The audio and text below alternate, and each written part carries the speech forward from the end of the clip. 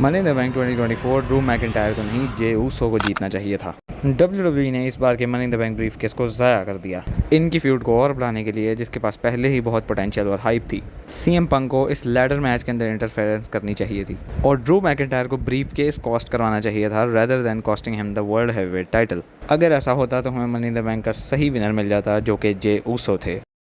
तो finally clash at the castle ख़त्म हो चुका है। सीएम पंक ने सक्सेसफुली ड्रू मैकिंटायर को उसकी ज़िंदगी का सबसे बड़ा सदमा दे दिया है। अरे यार, इससे बड़ा सदमा क्या ही होगा कि एक बंदा अपने ही होम टाउन में दूसरी बार बुरे तरीके से हार जाए, और वो भी किसी और की वजह से। पहले सोलो सिकवा और अब CM Punk. But don't worry, I will make a separate video on Drew McIntyre and his insane story line with CM Punk. Now let's talk about the next premium live event and it is Money in the Bank. The date of the Money in the Bank will be of 6 July and it will take place in Toronto, Canada, the hometown of one of the best characters of Bloodline, Sami Zayn. थोड़ी ज़्यादा English बोल गया क्या? The date of Money in the Bank 2024 will be 6 July, but it will be 7 July in India and Pakistan, Nepal and Bangladesh, and the timing for that will be 3:30 AM. तो भाई लोगों, आधी रात को जाग कर देखना पड़ेगा ये। तो मुझे कमेंट्स में ज़रूर बताइएगा कि रोमन रेंस के मनी इन द बैंक में आने के कितने चांसेस हैं, जिसके ऊपर मैं भी एक वीडियो बनाऊंगा। तो चैनल को सब्सक्राइब करके बेल आइकन ज़रूर दबाएं। कोडी रोड्स और एजे स्टाइल का फेस टू फेस WWE ने बुक किया हुआ था स्मैकडाउन पे, जो कि बैकलैश से पहले होने वाली है। एजे स्टाइल्स पहले अपनी एंट्री करते हैं और वो रिंग में आकर खड़े हो जाते हैं। देन कोडी रोड्स अपनी एंट्री करते हैं और उन्हें क्राउड से ग्रेट रिएक्शन मिलता है। क्योंकि अब सभी फ्रेंच बोल ही रहे हैं, तो कोडी रोड्स ने कहा मैं कैसे पीछे रह सकता हूँ, वो भी आकर सबसे पहले फ्रेंच ही बोलते हैं। देन फ्रांस का क्राउड जो है वो अपनी एनर्जी दिखाता है कोडी रोड्स और एजे स्टाइल्स को, जिसके बाद एजे स्टाइल्स कोडी रोड्स को इंटरप्ट करते हैं और कहते हैं कि तुम्हारा फोकस नहीं है, और कहते हैं कि बेशक मैं तुमसे एज में बड़ा हूँ, लेकिन मैं स्टिल अपने प्राइम में हूँ। देन एजे स्टाइल्स अपने हील टैक्टिक दिखाते हैं और क्राउड को बुरा भला कहने लग जाते हैं, जिस पर क्राउड उन्हें फोर्सफुली बू करता है। फोर्सफुली मैंने इसलिए कहा कि वह क्राउड दोनों को ही चीयर कर रहा था, चाहे वो एजे स्टाइल हो या कोडी रोड्स। लेकिन एजे स्टाइल्स जो हैं वो एक हील हैं जिन्हें बू मिलनी चाहिए। देन एजे स्टाइल्स कहते हैं कि मेरा और तुम्हारा पाथ बिल्कुल सेम नहीं था। तुम जब WWE में आए तो इन्होंने तुम्हें ओपन आर्म से वेलकम किया, जबकि मेरा पाथ बिल्कुल ऐसा नहीं था। तुम बीच में WWE छोड़कर भी चले गए, लेकिन इन्होंने दोबारा तुम्हें ओपन आर्म से वेलकम किया। लेकिन एजे स्टाइल्स ने कहा मुझे इन्हें प्रूव करके दिखाना पड़ा कि मैं एक टॉप स्टार हूँ और ये सब कुछ मैंने अपने दम पर किया, तुम्हारी तरह नहीं कि जिसकी स्टोरी फिनिश्ड लेजेंड्स की हेल्प से हुई हो, जिन लेजेंड्स में से मैं भी काफ़ी सारों को हरा चुका हूँ, और ऐसे ही मैं कल तुम्हें भी बैकलैश पर हरा दूंगा। Then Cody Rhodes AJ Styles की तारीफ़ें करते हैं कि तुम बिल्कुल फिनोमिनल हो, लेकिन मैंने जो अपनी स्टोरी फिनिश की तुम प्लीज़ उसे ड्रैग डाउन ना करो। उसके बाद एजे स्टाइल्स जो हैं वो रीयूनियन का साइन करते हैं, जिसके झांसे में कोडी रोड्स आ जाते हैं और उसके रिजल्ट में उन्हें चपेट पड़ जाती है। आई गेस कोडी रोड्स की हर स्टोरी लाइन को ये हीट करने के लिए एक चपेट ज़रूर बीच में रखते हैं, जैसे पहले रॉक के साथ था और अब वही काम एजे स्टाइल्स ने किया। तो गाइज़, अगर आपको वीडियो थोड़ी सी भी अच्छी लगी हो इसे लाइक करें और चैनल को सब्सक्राइब करें ऐसे ही वीडियोस सबसे पहले देखने के लिए। कोडी रोड्स और एजे स्टाइल का फेस टू फेस WWE ने बुक किया हुआ था स्मैकडाउन पे, जो कि बैकलैश से पहले होने वाली है। एजे स्टाइल्स पहले अपनी एंट्री करते हैं और वो रिंग में आकर खड़े हो जाते हैं। देन कोडी रोड्स अपनी एंट्री करते हैं और उन्हें क्राउड से ग्रेट रिएक्शन मिलता है। क्योंकि अब सभी फ्रेंच बोल ही रहे हैं, तो कोडी रोड्स ने कहा मैं कैसे पीछे रह सकता हूँ, वो भी आकर सबसे पहले फ्रेंच ही बोलते हैं। देन फ्रांस का क्राउड जो है वो अपनी एनर्जी दिखाता है कोडी रोड्स और एजे स्टाइल्स को, जिसके बाद एजे स्टाइल्स कोडी रोड्स को इंटरप्ट करते हैं और कहते हैं कि तुम्हारा फोकस नहीं है, और कहते हैं कि बेशक मैं तुमसे एज में बड़ा हूँ, लेकिन मैं स्टिल अपने प्राइम में हूँ।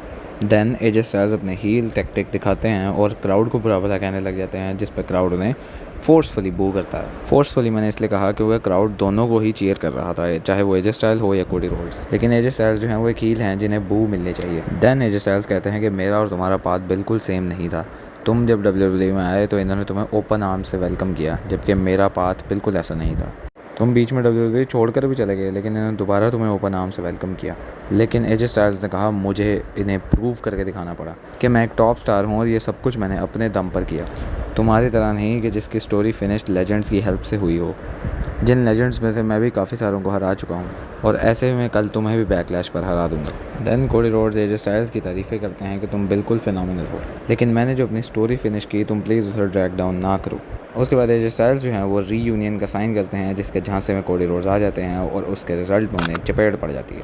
आई गेस कोडी रोड्स की हर स्टोरी लाइन को ये हीट करने के लिए एक चपेट ज़रूर बीच में रखते हैं, जैसे पहले रॉक के साथ था और अब वही काम एजे स्टाइल्स ने किया। तो गाइज़, अगर आपको वीडियो थोड़ी सी भी अच्छी लगी हो इसे लाइक करें और चैनल को सब्सक्राइब करें ऐसे ही वीडियोस सबसे पहले देखने के लिए। कोडी रोड्स और एजे स्टाइल का फेस टू फेस WWE ने बुक किया हुआ था स्मैकडाउन पे, जो कि बैकलैश से पहले होने वाली है। एजे स्टाइल्स पहले अपनी एंट्री करते हैं और वो रिंग में आकर खड़े हो जाते हैं। देन कोडी रोड्स अपनी एंट्री करते हैं और उन्हें क्राउड से ग्रेट रिएक्शन मिलता है, क्योंकि अब सभी फ्रेंच बोल ही रहे हैं। तो कोडी रोड्स ने कहा मैं कैसे पीछे रह सकता हूँ, वो भी आकर सबसे पहले फ्रेंच ही बोलते हैं। देन फ्रांस का क्राउड जो है वो अपनी एनर्जी दिखाता है कोडी रोड्स और एजे स्टाइल्स को, जिसके बाद एजे स्टाइल्स कोडी रोड्स को इंटरप्ट करते हैं और कहते हैं कि तुम्हारा फोकस नहीं है, और कहते हैं कि बेशक मैं तुमसे एज में बड़ा हूँ लेकिन मैं स्टिल अपने प्राइम में हूँ। देन एजे स्टाइल्स अपने हील टैक्टिक दिखाते हैं और क्राउड को बुरा भला कहने लग जाते हैं, जिस पर क्राउड उन्हें फोर्सफुली बू करता है। फोर्सफुली मैंने इसलिए कहा कि वह क्राउड दोनों को ही चीयर कर रहा था, चाहे वो एजे स्टाइल हो या कोडी रोड्स। लेकिन एजे स्टाइल्स जो हैं वो एक हील हैं जिन्हें बू मिलनी चाहिए। देन एजे स्टाइल्स कहते हैं कि मेरा और तुम्हारा पाथ बिल्कुल सेम नहीं था। तुम जब WWE में आए तो इन्होंने तुम्हें ओपन आर्म से वेलकम किया, जबकि मेरा पाथ बिल्कुल ऐसा नहीं था। तुम बीच में WWE छोड़कर भी चले गए, लेकिन इन्होंने दोबारा तुम्हें ओपन आर्म से वेलकम किया। लेकिन एजे स्टाइल्स ने कहा मुझे इन्हें प्रूव करके दिखाना पड़ा कि मैं एक टॉप स्टार हूँ और ये सब कुछ मैंने अपने दम पर किया, तुम्हारी तरह नहीं कि जिसकी स्टोरी फिनिश्ड लेजेंड्स की हेल्प से हुई हो, जिन लेजेंड्स में से मैं भी काफ़ी सारों को हरा चुका हूँ, और ऐसे में कल तुम्हें भी बैकलैश पर हरा दूंगा। Then Cody Rhodes AJ Styles की तारीफ़ें करते हैं कि तुम बिल्कुल फिनोमिनल हो, लेकिन मैंने जो अपनी स्टोरी फिनिश की तुम प्लीज़ उसे ड्रैग डाउन ना करो। उसके बाद एजे स्टाइल्स जो हैं वो रीयूनियन का साइन करते हैं, जिसके झांसे में कोडी रोड्स आ जाते हैं और उसके रिजल्ट में उन्हें चपेट पड़ जाती है। आई गेस कोडी रोड्स की हर स्टोरी लाइन को ये हीट करने के लिए एक चपेट ज़रूर बीच में रखते हैं, जैसे पहले रॉक के साथ था और अब वही काम एजे स्टाइल्स ने किया। तो गाइज़, अगर आपको वीडियो थोड़ी सी भी अच्छी लगी हो इसे लाइक करें और चैनल को सब्सक्राइब करें ऐसे ही वीडियोस सबसे पहले देखने के लिए। कोडी रोड्स और एजे स्टाइल का फेस टू फेस WWE ने बुक किया हुआ था स्मैकडाउन पे, जो कि बैकलैश से पहले होने वाली है। एजे स्टाइल्स पहले अपनी एंट्री करते हैं और वो रिंग में आकर खड़े हो जाते हैं। देन कोडी रोड्स अपनी एंट्री करते हैं और उन्हें क्राउड से ग्रेट रिएक्शन मिलता है, क्योंकि अब सभी फ्रेंच बोल ही रहे हैं। तो कोडी रोड्स ने कहा मैं कैसे पीछे रह सकता हूँ, वो भी आकर सबसे पहले फ्रेंच ही बोलते हैं। देन फ्रांस का क्राउड जो है वो अपनी एनर्जी दिखाता है कोडी रोड्स और एजे स्टाइल्स को, जिसके बाद एजे स्टाइल्स कोडी रोड्स को इंटरप्ट करते हैं और कहते हैं कि तुम्हारा फोकस नहीं है, और कहते हैं कि बेशक मैं तुमसे एज में बड़ा हूँ लेकिन मैं स्टिल अपने प्राइम में हूँ। देन एजे स्टाइल्स अपने हील टैक्टिक दिखाते हैं और क्राउड को बुरा भला कहने लग जाते हैं, जिस पर क्राउड उन्हें फोर्सफुली बू करता है। फोर्सफुली मैंने इसलिए कहा कि वह क्राउड दोनों को ही चीयर कर रहा था, चाहे वो एजे स्टाइल हो या कोडी रोड्स। लेकिन एजे स्टाइल्स जो हैं वो एक हील हैं जिन्हें बू मिलनी चाहिए। देन एजे स्टाइल्स कहते हैं कि मेरा और तुम्हारा पाथ बिल्कुल सेम नहीं था। तुम जब WWE में आए तो इन्होंने तुम्हें ओपन आर्म से वेलकम किया, जबकि मेरा पाथ बिल्कुल ऐसा नहीं था।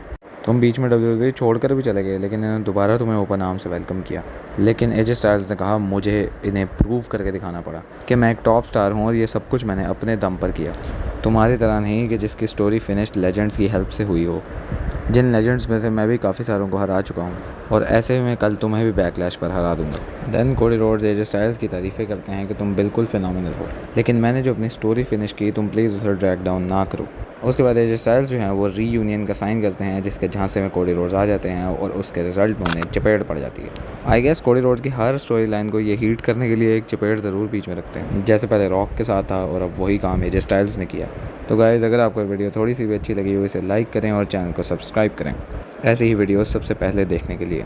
कोडी रोड्स और एजे स्टाइल का फेस टू फेस WWE ने बुक किया हुआ था स्मैकडाउन पे, जो कि बैकलैश से पहले होने वाली है। एजे स्टाइल्स पहले अपनी एंट्री करते हैं और वो रिंग में आकर खड़े हो जाते हैं। देन कोडी रोड्स अपनी एंट्री करते हैं और उन्हें क्राउड से ग्रेट रिएक्शन मिलता है, क्योंकि अब सभी फ्रेंच बोल ही रहे हैं। तो कोडी रोड्स ने कहा मैं कैसे पीछे रह सकता हूँ, वो भी आकर सबसे पहले फ्रेंच ही बोलते हैं। देन फ्रांस का क्राउड जो है वो अपनी एनर्जी दिखाता है कोडी रोड्स और एजे स्टाइल्स को, जिसके बाद एजे स्टाइल्स कोडी रोड्स को इंटरप्ट करते हैं और कहते हैं कि तुम्हारा फोकस नहीं है, और कहते हैं कि बेशक मैं तुमसे एज में बड़ा हूँ लेकिन मैं स्टिल अपने प्राइम में हूँ।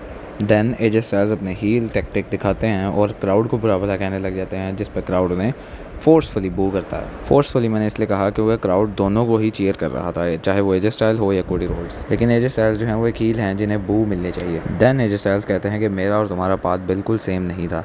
तुम जब WWE में आए तो इन्होंने तुम्हें ओपन आर्म से वेलकम किया, जबकि मेरा पाथ बिल्कुल ऐसा नहीं था। तुम बीच में WWE छोड़कर भी चले गए, लेकिन इन्होंने दोबारा तुम्हें ओपन आर्म से वेलकम किया। लेकिन एजे स्टाइल्स ने कहा मुझे इन्हें प्रूव करके दिखाना पड़ा कि मैं एक टॉप स्टार हूँ और ये सब कुछ मैंने अपने दम पर किया, तुम्हारी तरह नहीं कि जिसकी स्टोरी फिनिश्ड लेजेंड्स की हेल्प से हुई हो, जिन लेजेंड्स में से मैं भी काफ़ी सारों को हरा चुका हूँ, और ऐसे में कल तुम्हें भी बैकलैश पर हरा दूंगा। Then Cody Rhodes AJ Styles की तारीफ़ें करते हैं कि तुम बिल्कुल फिनोमिनल हो, लेकिन मैंने जो अपनी स्टोरी फिनिश की तुम प्लीज़ उसे ड्रैग डाउन ना करो। उसके बाद एजे स्टाइल्स जो हैं वो रीयूनियन का साइन करते हैं, जिसके झांसे में कोडी रोड्स आ जाते हैं और उसके रिजल्ट में उन्हें चपेट पड़ जाती है। आई गेस कोडी रोड्स की हर स्टोरी लाइन को ये हीट करने के लिए एक चपेट ज़रूर बीच में रखते हैं, जैसे पहले रॉक के साथ था और अब वही काम एजे स्टाइल्स ने किया। तो गाइज़, अगर आपको वीडियो थोड़ी सी भी अच्छी लगी हो इसे लाइक करें और चैनल को सब्सक्राइब करें ऐसे ही वीडियोस सबसे पहले देखने के लिए। कोडी रोड्स और एजे स्टाइल का फेस टू फेस WWE ने बुक किया हुआ था स्मैकडाउन पे, जो कि बैकलैश से पहले होने वाली है। एजे स्टाइल्स पहले अपनी एंट्री करते हैं और वो रिंग में आकर खड़े हो जाते हैं। देन कोडी रोड्स अपनी एंट्री करते हैं और उन्हें क्राउड से ग्रेट रिएक्शन मिलता है। क्योंकि अब सभी फ्रेंच बोल ही रहे हैं तो कोडी रोड्स ने कहा मैं कैसे पीछे रह सकता हूँ, वो भी आकर सबसे पहले फ्रेंच ही बोलते हैं। देन फ्रांस का क्राउड जो है वो अपनी एनर्जी दिखाता है कोडी रोड्स और एजे स्टाइल्स को, जिसके बाद एजे स्टाइल्स कोडी रोड्स को इंटरप्ट करते हैं और कहते हैं कि तुम्हारा फोकस नहीं है, और कहते हैं कि बेशक मैं तुमसे एज में बड़ा हूँ लेकिन मैं स्टिल अपने प्राइम में हूँ। देन एजे स्टाइल्स अपने हील टैक्टिक दिखाते हैं और क्राउड को बुरा भला कहने लग जाते हैं, जिस पर क्राउड उन्हें फोर्सफुली बू करता है। फोर्सफुली मैंने इसलिए कहा कि वह क्राउड दोनों को ही चीयर कर रहा था, चाहे वो एजे स्टाइल हो या कोडी रोड्स। लेकिन एजे स्टाइल्स जो हैं वो एक हील हैं जिन्हें बू मिलनी चाहिए। देन एजे स्टाइल्स कहते हैं कि मेरा और तुम्हारा पाथ बिल्कुल सेम नहीं था। तुम जब WWE में आए तो इन्होंने तुम्हें ओपन आर्म से वेलकम किया, जबकि मेरा पाथ बिल्कुल ऐसा नहीं था। तुम बीच में WWE छोड़कर भी चले गए, लेकिन इन्होंने दोबारा तुम्हें ओपन आर्म से वेलकम किया। लेकिन एजे स्टाइल्स ने कहा मुझे इन्हें प्रूव करके दिखाना पड़ा कि मैं एक टॉप स्टार हूँ और ये सब कुछ मैंने अपने दम पर किया, तुम्हारी तरह नहीं कि जिसकी स्टोरी फिनिश्ड लेजेंड्स की हेल्प से हुई हो, जिन लेजेंड्स में से मैं भी काफ़ी सारों को हरा चुका हूँ, और ऐसे में कल तुम्हें भी बैकलैश पर हरा दूंगा। Then Cody Rhodes AJ Styles की तारीफ़ें करते हैं कि तुम बिल्कुल फिनोमिनल हो, लेकिन मैंने जो अपनी स्टोरी फिनिश की तुम प्लीज़ उसे ड्रैग डाउन ना करो। उसके बाद एजे स्टाइल्स जो हैं वो रीयूनियन का साइन करते हैं, जिसके झांसे में कोडी रोड्स आ जाते हैं और उसके रिजल्ट में उन्हें चपेट पड़ जाती है। आई गेस कोडी रोड्स की हर स्टोरी लाइन को ये हीट करने के लिए एक चपेट ज़रूर बीच में रखते हैं, जैसे पहले रॉक के साथ था और अब वही काम एजे स्टाइल्स ने किया। तो गाइज़, अगर आपको वीडियो थोड़ी सी भी अच्छी लगी हो इसे लाइक करें और चैनल को सब्सक्राइब करें ऐसे ही वीडियोस सबसे पहले देखने के लिए। कोडी रोड्स और एजे स्टाइल का फेस टू फेस WWE ने बुक किया हुआ था स्मैकडाउन पे, जो कि बैकलैश से पहले होने वाली है। एजे स्टाइल्स पहले अपनी एंट्री करते हैं और वो रिंग में आकर खड़े हो जाते हैं। देन कोडी रोड्स अपनी एंट्री करते हैं और उन्हें क्राउड से ग्रेट रिएक्शन मिलता है। क्योंकि अब सभी फ्रेंच बोल ही रहे हैं तो कोडी रोड्स ने कहा मैं कैसे पीछे रह सकता हूँ, वो भी आकर सबसे पहले फ्रेंच ही बोलते हैं। देन फ्रांस का क्राउड जो है वो अपनी एनर्जी दिखाता है कोडी रोड्स और एजे स्टाइल्स को, जिसके बाद एजे स्टाइल्स कोडी रोड्स को इंटरप्ट करते हैं और कहते हैं कि तुम्हारा फोकस नहीं है, और कहते हैं कि बेशक मैं तुमसे एज में बड़ा हूँ लेकिन मैं स्टिल अपने प्राइम में हूँ। देन एजे स्टाइल्स अपने हील टैक्टिक दिखाते हैं और क्राउड को बुरा भला कहने लग जाते हैं, जिस पर क्राउड उन्हें फोर्सफुली बू करता है। फोर्सफुली मैंने इसलिए कहा कि वह क्राउड दोनों को ही चीयर कर रहा था, चाहे वो एजे स्टाइल हो या कोडी रोड्स। लेकिन एजे स्टाइल्स जो हैं वो एक हील हैं जिन्हें बू मिलनी चाहिए। देन एजे स्टाइल्स कहते हैं कि मेरा और तुम्हारा पाथ बिल्कुल सेम नहीं था। तुम जब WWE में आए तो इन्होंने तुम्हें ओपन आर्म से वेलकम किया, जबकि मेरा पाथ बिल्कुल ऐसा नहीं था। तुम बीच में WWE छोड़कर भी चले गए, लेकिन इन्होंने दोबारा तुम्हें ओपन आर्म से वेलकम किया। लेकिन एजे स्टाइल्स ने कहा मुझे इन्हें प्रूव करके दिखाना पड़ा कि मैं एक टॉप स्टार हूँ और ये सब कुछ मैंने अपने दम पर किया, तुम्हारी तरह नहीं कि जिसकी स्टोरी फिनिश्ड लेजेंड्स की हेल्प से हुई हो, जिन लेजेंड्स में से मैं भी काफ़ी सारों को हरा चुका हूँ, और ऐसे में कल तुम्हें भी बैकलैश पर हरा दूंगा। Then Cody Rhodes AJ Styles की तारीफ़ें करते हैं कि तुम बिल्कुल फिनोमिनल हो, लेकिन मैंने जो अपनी स्टोरी फिनिश की तुम प्लीज़ उसे ड्रैग डाउन ना करो।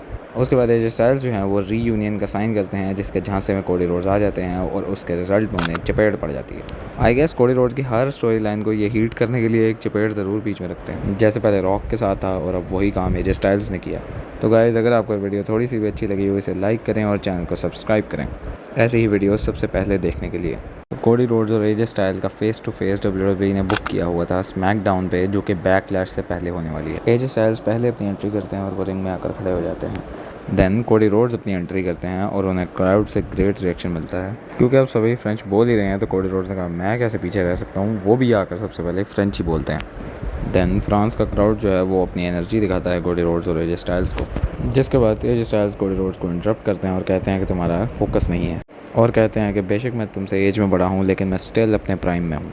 देन एजे स्टाइल्स अपने हील टैक्टिक दिखाते हैं और क्राउड को बुरा भला कहने लग जाते हैं, जिस पर क्राउड उन्हें फोर्सफुली बू करता है। फोर्सफुली मैंने इसलिए कहा कि वह क्राउड दोनों को ही चीयर कर रहा था, चाहे वो एजे स्टाइल हो या कोडी रोड्स। लेकिन एजे स्टाइल्स जो हैं वो एक हील हैं जिन्हें बू मिलनी चाहिए। देन एजे स्टाइल्स कहते हैं कि मेरा और तुम्हारा पाथ बिल्कुल सेम नहीं था। तुम जब WWE में आए तो इन्होंने तुम्हें ओपन आर्म से वेलकम किया, जबकि मेरा पाथ बिल्कुल ऐसा नहीं था। तुम बीच में WWE छोड़कर भी चले गए, लेकिन इन्होंने दोबारा तुम्हें ओपन आर्म से वेलकम किया। लेकिन एजे स्टाइल्स ने कहा मुझे इन्हें प्रूव करके दिखाना पड़ा कि मैं एक टॉप स्टार हूँ और ये सब कुछ मैंने अपने दम पर किया, तुम्हारी तरह नहीं कि जिसकी स्टोरी फिनिश्ड लेजेंड्स की हेल्प से हुई हो, जिन लेजेंड्स में से मैं भी काफ़ी सारों को हरा चुका हूँ, और ऐसे में कल तुम्हें भी बैकलैश पर हरा दूंगा। Then Cody Rhodes AJ Styles की तारीफ़ें करते हैं कि तुम बिल्कुल फिनोमिनल हो, लेकिन मैंने जो अपनी स्टोरी फिनिश की तुम प्लीज़ उसे ड्रैग डाउन ना करो। उसके बाद एजे स्टाइल्स जो हैं वो रीयूनियन का साइन करते हैं, जिसके झांसे में कोडी रोड्स आ जाते हैं और उसके रिजल्ट में उन्हें चपेट पड़ जाती है। आई गेस कोडी रोड्स की हर स्टोरी लाइन को ये हीट करने के लिए एक चपेट ज़रूर बीच में रखते हैं, जैसे पहले रॉक के साथ था और अब वही काम एजे स्टाइल्स ने किया। तो गाइज़, अगर आपको वीडियो थोड़ी सी भी अच्छी लगी हो इसे लाइक करें और चैनल को सब्सक्राइब करें ऐसे ही वीडियोस सबसे पहले देखने के लिए। कोडी रोड्स और एजे स्टाइल का फेस टू फेस WWE ने बुक किया हुआ था स्मैकडाउन पे, जो कि बैकलैश से पहले होने वाली है। एजे स्टाइल्स पहले अपनी एंट्री करते हैं और वो रिंग में आकर खड़े हो जाते हैं। देन कोडी रोड्स अपनी एंट्री करते हैं और उन्हें क्राउड से ग्रेट रिएक्शन मिलता है। क्योंकि अब सभी फ्रेंच बोल ही रहे हैं तो कोडी रोड्स ने कहा मैं कैसे पीछे रह सकता हूँ, वो भी आकर सबसे पहले फ्रेंच ही बोलते हैं। देन फ्रांस का क्राउड जो है वो अपनी एनर्जी दिखाता है कोडी रोड्स और एजे स्टाइल्स को, जिसके बाद एजे स्टाइल्स कोडी रोड्स को इंटरप्ट करते हैं और कहते हैं कि तुम्हारा फोकस नहीं है, और कहते हैं कि बेशक मैं तुमसे एज में बड़ा हूँ लेकिन मैं स्टिल अपने प्राइम में हूँ।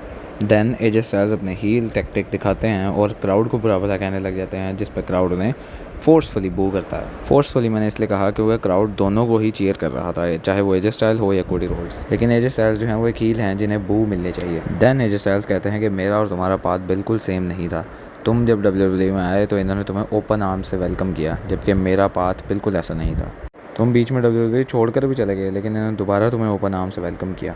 लेकिन एजे स्टाइल्स ने कहा मुझे इन्हें प्रूव करके दिखाना पड़ा कि मैं एक टॉप स्टार हूँ और ये सब कुछ मैंने अपने दम पर किया, तुम्हारी तरह नहीं कि जिसकी स्टोरी फिनिश्ड लेजेंड्स की हेल्प से हुई हो, जिन लेजेंड्स में से मैं भी काफ़ी सारों को हरा चुका हूँ, और ऐसे में कल तुम्हें भी बैकलैश पर हरा दूंगा। Then Cody Rhodes AJ Styles की तारीफ़ें करते हैं कि तुम बिल्कुल फिनोमिनल हो, लेकिन मैंने जो अपनी स्टोरी फिनिश की तुम प्लीज़ उसे ड्रैग डाउन ना करो।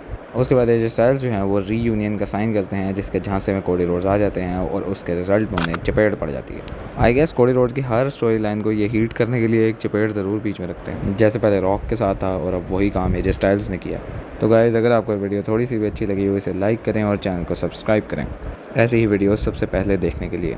कोडी रोड्स और एजे स्टाइल का फेस टू फेस WWE ने बुक किया हुआ था स्मैकडाउन पे, जो कि बैकलैश से पहले होने वाली है। एजे स्टाइल्स पहले अपनी एंट्री करते हैं और वो रिंग में आकर खड़े हो जाते हैं।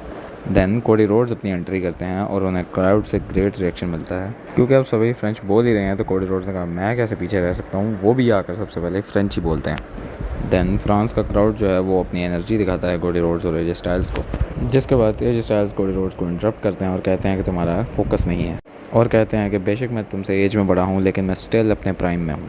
देन एजे स्टाइल्स अपने हील टैक्टिक दिखाते हैं और क्राउड को बुरा भला कहने लग जाते हैं, जिस पर क्राउड उन्हें फोर्सफुली बू करता है। फोर्सफुली मैंने इसलिए कहा कि वह क्राउड दोनों को ही चीयर कर रहा था, चाहे वो एजे स्टाइल हो या कोडी रोड्स। लेकिन एजे स्टाइल्स जो हैं वो एक हील हैं जिन्हें बू मिलनी चाहिए। देन एजे स्टाइल्स कहते हैं कि मेरा और तुम्हारा पाथ बिल्कुल सेम नहीं था। तुम जब WWE में आए तो इन्होंने तुम्हें ओपन आर्म से वेलकम किया, जबकि मेरा पाथ बिल्कुल ऐसा नहीं था। तुम बीच में WWE छोड़कर भी चले गए लेकिन इन्होंने दोबारा तुम्हें ओपन आर्म से वेलकम किया। लेकिन एजे स्टाइल्स ने कहा मुझे इन्हें प्रूव करके दिखाना पड़ा कि मैं एक टॉप स्टार हूँ और ये सब कुछ मैंने अपने दम पर किया, तुम्हारी तरह नहीं कि जिसकी स्टोरी फिनिश्ड लेजेंड्स की हेल्प से हुई हो, जिन लेजेंड्स में से मैं भी काफ़ी सारों को हरा चुका हूँ, और ऐसे में कल तुम्हें भी बैकलैश पर हरा दूंगा। Then Cody Rhodes AJ Styles की तारीफ़ें करते हैं कि तुम बिल्कुल फिनोमिनल हो, लेकिन मैंने जो अपनी स्टोरी फिनिश की तुम प्लीज़ उसे ड्रैग डाउन ना करो। उसके बाद एजे स्टाइल्स जो हैं वो रीयूनियन का साइन करते हैं, जिसके झांसे में कोडी रोड्स आ जाते हैं और उसके रिजल्ट में उन्हें चपेट पड़ जाती है। आई गेस कोडी रोड्स की हर स्टोरी लाइन को ये हीट करने के लिए एक चपेट ज़रूर बीच में रखते हैं, जैसे पहले रॉक के साथ था और अब वही काम एजे स्टाइल्स ने किया। तो गाइज़, अगर आपको वीडियो थोड़ी सी भी अच्छी लगी हो इसे लाइक करें और चैनल को सब्सक्राइब करें ऐसे ही वीडियोस सबसे पहले देखने के लिए। तो फाइनली गाइज़, सोलो सिकोवा और टामा टोंगा का मैच हो चुका है, और क्या ही अच्छा मैच था ये। सबसे पहले केविन ओवेंस अपनी एंट्री करते हैं, उसके बाद रैंडी ऑर्टन अपनी एंट्री करते हैं, उसके बाद सोलो सिकोवा और टामा टोंगा अपनी एंट्री करते हैं।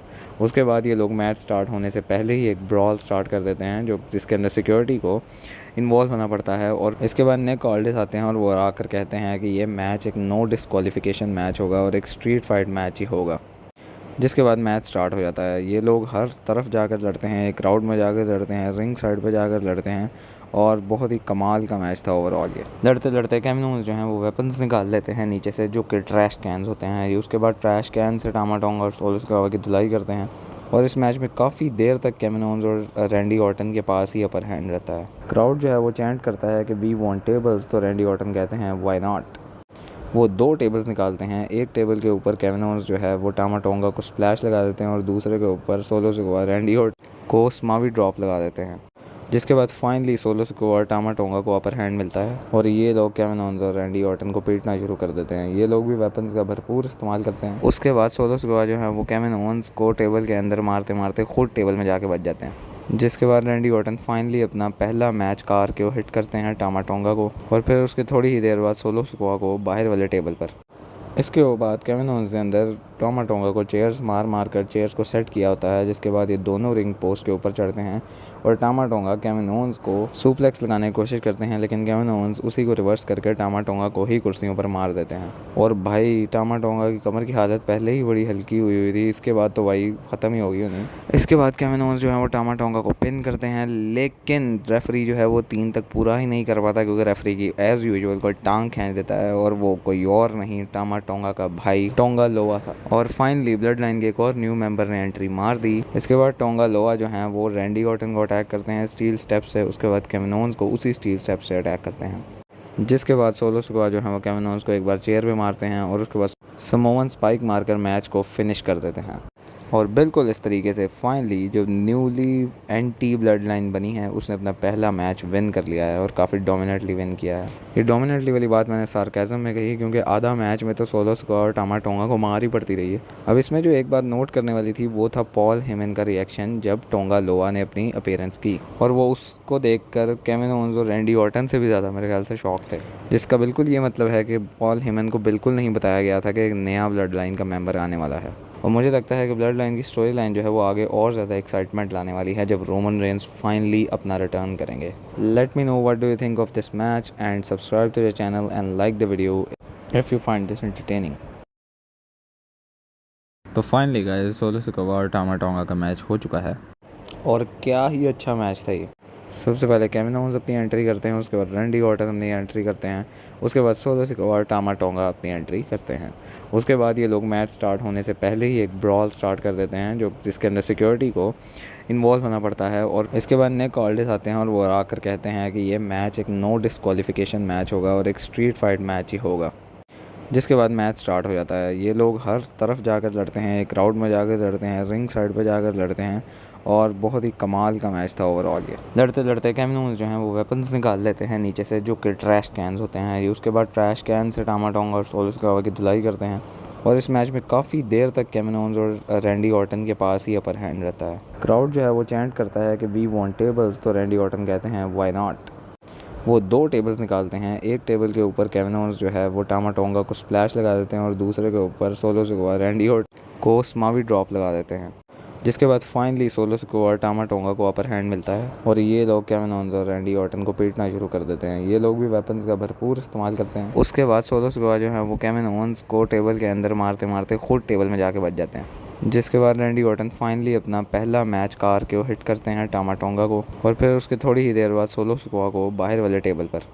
इसके बाद केविन ओवेंस ने अंदर टामा टोंगा को चेयर्स मार कर चेयर्स को सेट किया होता है। जिसके बाद ये दोनों रिंग पोस्ट के ऊपर चढ़ते हैं और टामा टोंगा केविन ओवेंस को सुप्लेक्स लगाने की कोशिश करते हैं, लेकिन केविन ओवेंस उसी को रिवर्स करके टामा टोंगा को ही कुर्सियों पर मार देते हैं। और भाई टामा टोंगा की कमर की हालत पहले ही बड़ी हल्की हुई थी, इसके बाद तो भाई ख़त्म ही होगी उन्हें। इसके बाद केविन ओवेंस जो है वो टामा टोंगा को पिन करते हैं, लेकिन रेफरी जो है वो 3 तक पूरा ही नहीं कर पाता क्योंकि रेफरी की एज यूजुअल कोई टांग खींच देता है और वो कोई और नहीं टामा टोंगा का भाई टोंगा लोआ था। और फाइनली ब्लड लाइन के एक और न्यू मेंबर ने एंट्री मार दी। इसके बाद टोंगा लोआ जो हैं वो रैंडी ऑर्टन को अटैक करते हैं स्टील स्टेप से। उसके बाद केविन ओवेंस को उसी स्टील स्टेप से अटैक करते हैं। जिसके बाद सोलो सिकोआ जो है वो केविन ओवेंस को एक बार चेयर पे मारते हैं और उसके बाद समोवन स्पाइक मारकर मैच को फिनिश कर देते हैं। और बिल्कुल इस तरीके से फाइनली जो न्यूली एंटी ब्लड लाइन बनी है उसने अपना पहला मैच विन कर लिया है और काफ़ी डोमिनेटली विन किया है। ये डोमिनेटली वाली बात मैंने सार्केज़म में कही क्योंकि आधा मैच में तो सोलो सिकोआ और टामा टोंगा को मार ही पड़ती रही है। अब इसमें जो एक बात नोट करने वाली थी वो था पॉल हेमन का रिएक्शन जब टोंगा लोआ ने अपनी अपीयरेंस की और वो उसको देखकर केविन ओवेंस और रैंडी ऑर्टन से भी ज़्यादा मेरे ख्याल से शॉक थे। जिसका बिल्कुल ये मतलब है कि पॉल हेमन को बिल्कुल नहीं बताया गया था कि एक नया ब्लड लाइन का मेंबर आने वाला है। और मुझे लगता है कि ब्लड लाइन की स्टोरी लाइन जो है वो आगे और ज़्यादा एक्साइटमेंट लाने वाली है जब रोमन रेंस फाइनली अपना रिटर्न करेंगे। Let me know what do you think of this match and subscribe to the channel and like the video if you find this entertaining. तो फाइनली गाइस सोलो सिकोआ और Tama tonga का match हो चुका है और क्या ही अच्छा मैच था ये। सबसे पहले केविन ओवंस अपनी एंट्री करते हैं, उसके बाद रैंडी ऑर्टन अपनी एंट्री करते हैं, उसके बाद सोलो सिकोआ और टामा टोंगा अपनी एंट्री करते हैं। उसके बाद ये लोग मैच स्टार्ट होने से पहले ही एक ब्रॉल स्टार्ट कर देते हैं जो जिसके अंदर सिक्योरिटी को इन्वॉल्व होना पड़ता है। और इसके बाद निक ऑल्डिस आते हैं और वो आकर कहते हैं कि ये मैच एक नो डिस्क्वालिफिकेशन मैच होगा और एक स्ट्रीट फाइट मैच ही होगा। जिसके बाद मैच स्टार्ट हो जाता है। ये लोग हर तरफ जाकर लड़ते हैं, एक क्राउड में जाकर लड़ते हैं, रिंग साइड पे जाकर लड़ते हैं और बहुत ही कमाल का मैच था ओवरऑल। ये लड़ते लड़ते केविन ओवंस जो हैं वो वेपन्स निकाल लेते हैं नीचे से, जो कि ट्रैश कैंस होते हैं। ये उसके बाद ट्रैश कैन से टामा टोंगा और सोलो सिकोआ की धुलाई करते हैं और इस मैच में काफ़ी देर तक केविन ओवंस और रैंडी ऑर्टन के पास ही अपर हैंड रहता है। क्राउड जो है वो चैंट करता है कि वी वांट टेबल्स, तो रैंडी ऑर्टन कहते हैं व्हाई नॉट। वो 2 टेबल्स निकालते हैं। एक टेबल के ऊपर केविन ओवंस जो है वो टामा टोंगा को स्प्लैश लगा देते हैं और दूसरे के ऊपर सोलो सिकोआ रैंडी ऑर्टन को स्मावी ड्रॉप लगा देते हैं।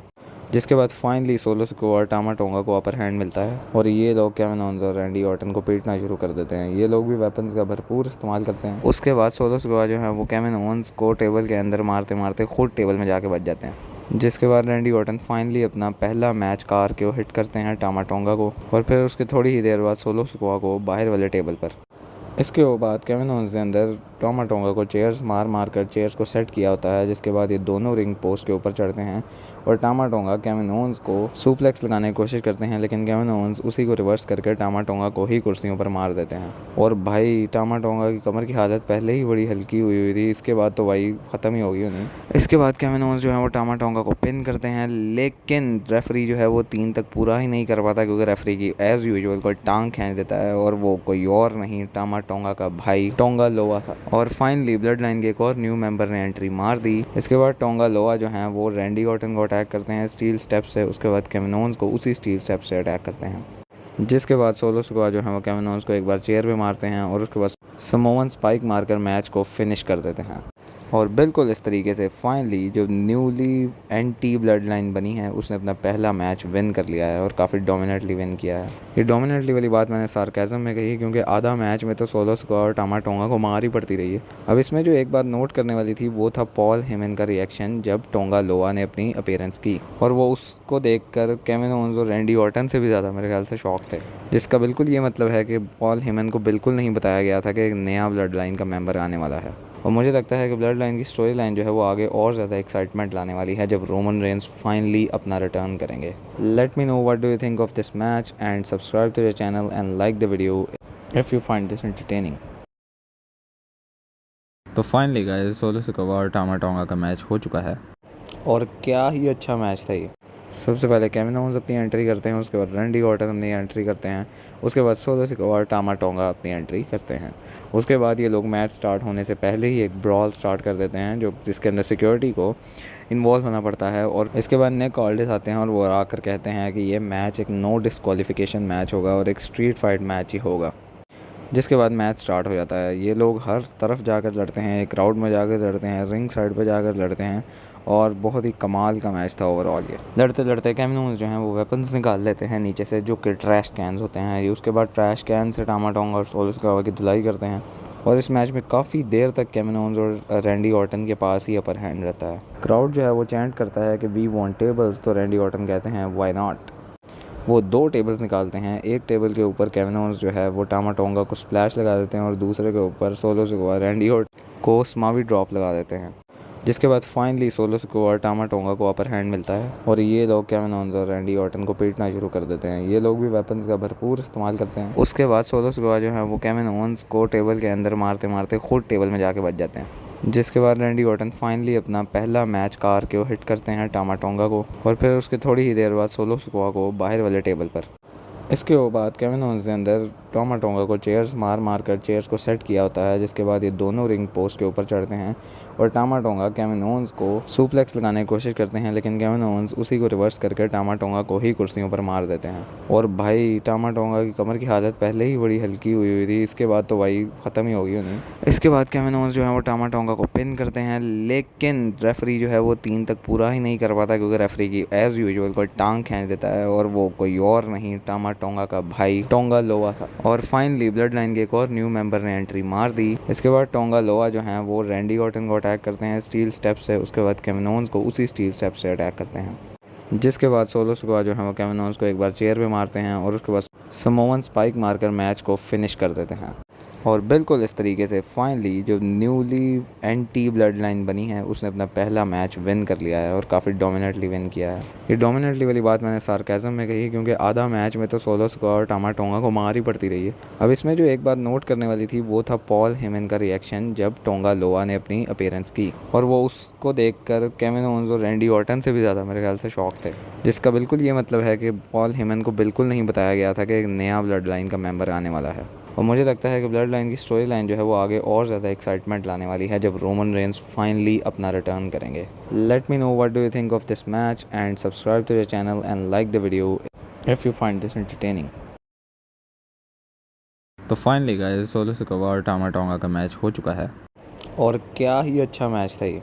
सबसे पहले केविन ओवेंस अपनी एंट्री करते हैं, उसके बाद रैंडी ऑर्टन अपनी एंट्री करते हैं, उसके बाद सोलो सिकोआ और टामा टोंगा अपनी एंट्री करते हैं। उसके बाद ये लोग मैच स्टार्ट होने से पहले ही एक ब्रॉल स्टार्ट कर देते हैं जो जिसके अंदर सिक्योरिटी को इन्वॉल्व होना पड़ता है। और इसके बाद निक ऑल्डिस आते हैं और वो आकर कहते हैं कि ये मैच एक नो डिस्क्वालिफिकेशन मैच होगा और एक स्ट्रीट फाइट मैच ही होगा। जिसके बाद मैच स्टार्ट हो जाता है। ये लोग हर तरफ जाकर लड़ते हैं, एक क्राउड में जाकर लड़ते हैं, रिंग साइड पे जाकर लड़ते हैं और बहुत ही कमाल का मैच था ओवरऑल। ये लड़ते लड़ते केविन ओवेंस जो हैं वो वेपन्स निकाल लेते हैं नीचे से जो कि ट्रैश कैन्स होते हैं। ये उसके बाद ट्रैश कैन से टामा टोंगा और सोलो सिकोआ की धुलाई करते हैं और इस मैच में काफ़ी देर तक केविन ओवेंस और रैंडी ऑर्टन के पास ही अपर हैंड रहता है। क्राउड जो है वो चैंट करता है कि वी वांट टेबल्स, तो रैंडी ऑर्टन कहते हैं व्हाई नॉट। वो 2 टेबल्स निकालते हैं। एक टेबल के ऊपर केविन ओवेंस जो है वो टामा टोंगा को स्प्लैश लगा देते हैं और दूसरे के ऊपर सोलो सिकोआ रैंडी ऑर्टन को स्मावी ड्रॉप लगा देते हैं। जिसके बाद फाइनली सोलो सिकोआ और टामा टोंगा को अपर हैंड मिलता है और ये लोग केविन ओवेंस और रैंडी ऑर्टन को पीटना शुरू कर देते हैं। ये लोग भी वेपन्स का भरपूर इस्तेमाल करते हैं। उसके बाद सोलो सिकोआ जो है वो केविन ओवेंस को टेबल के अंदर मारते मारते खुद टेबल में जाके बच जाते हैं। जिसके बाद रैंडी ऑर्टन फाइनली अपना पहला मैच कार के हिट करते हैं टामा टोंगा को और फिर उसके थोड़ी ही देर बाद सोलो सिकोआ को बाहर वाले टेबल पर।